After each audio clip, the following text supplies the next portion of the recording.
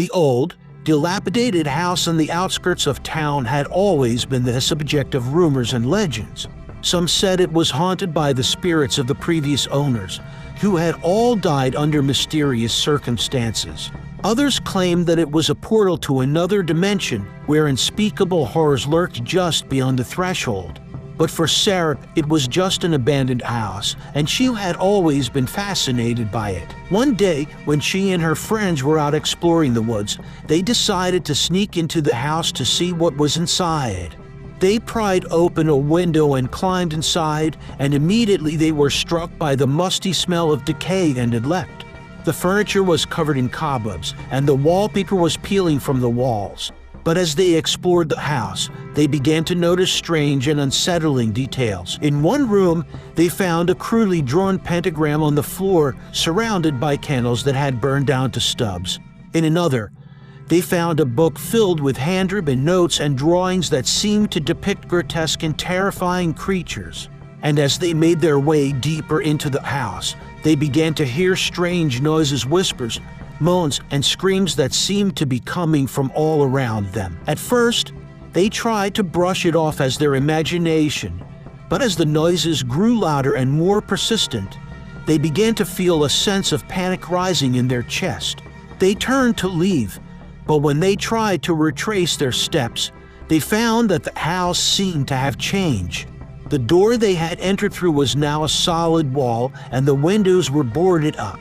They were trapped. As they wandered through the house, desperately searching for a way out, they began to see things, ghostly figures that seemed to be following them, shadows that seemed to move of their own accord. And then, they heard a voice. It was a woman's voice, and it seemed to be coming from all around them. "You should not have come here," the voice said. "You should not have disturbed the dead." At that point, the friends started to run, trying to find a way out. But the house seemed to have changed again and again, twisting and turning in on itself. They found themselves in a never-ending maze of rooms and corridors, each one more terrifying than the last.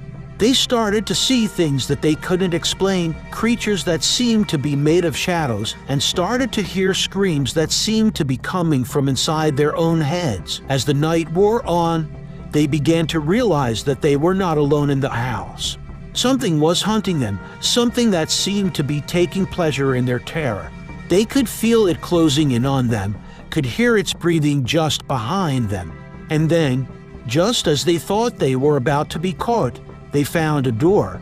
They pushed it open and ran out of the house, not looking back until they were a safe distance away. When they finally stopped to catch their breath, they realized that they were back where they had started, on the outskirts of town, in front of the old, dilapidated house.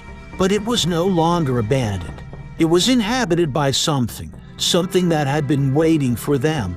They could see it in the windows, staring out at them with glowing eyes. They never spoke of what happened that night, but they never forgot it either.